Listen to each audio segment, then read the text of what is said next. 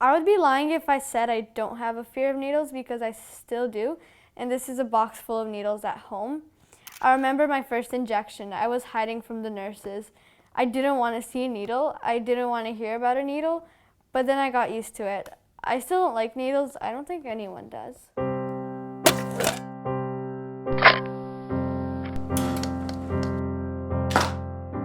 The camera, like, it took what was in your brain and brought it out into the life. Like, after you go through like chemotherapy and cancer, you see the world differently. You don't see it the way you used to before. Like people say, a photo is worth 1,000 words.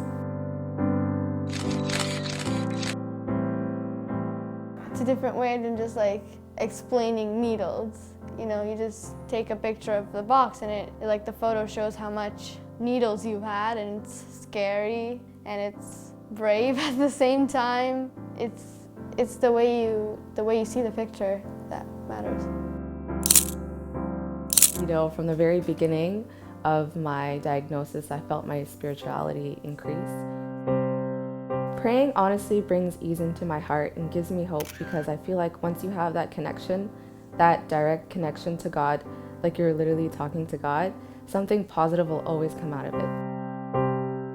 So to talk about spirituality in that sense that it strengthens me and allows me to move forward throughout this very difficult time in my life was really important.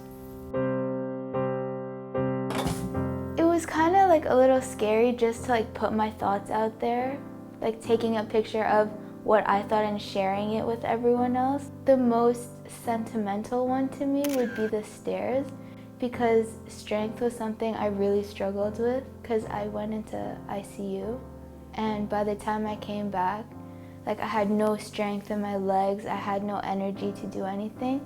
I took this picture of my stairs of the basement and of the main floor going up.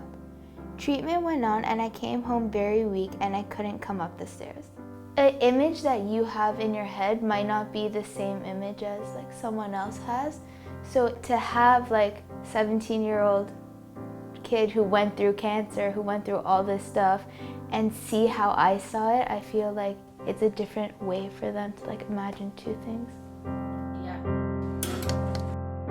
I'm proud of my photos. Why? Because I feel like they're like a good representation of like what I went through and kind of my story. It's like a car passing to represent how once you get diagnosed, everything happens so quickly. Like there's never a moment for you to just pause and take it all in. It happens so quickly, but you also go through so much. It's not like you just have cancer. So I had surgery, and then I got diagnosed, and then I went in for staging, and it was like all like one day after the next, and I never had time to just sit down and be like, okay, this is what I have, and now I'm gonna deal with it. No, it was like, okay, boom, boom, boom. You didn't just have cancer, you had cancer, but you had all these other things running around, and you're like, okay, what am I gonna do with my friends? Like, how am I gonna tell them that I have cancer when I haven't even had time to process it myself? And then you tell them and they don't know how to react. And then you're nervous because you're like, oh my God, are they still gonna be my friends now that I have this? But yeah, it's like you don't have time to just stop and kind of like take it all in.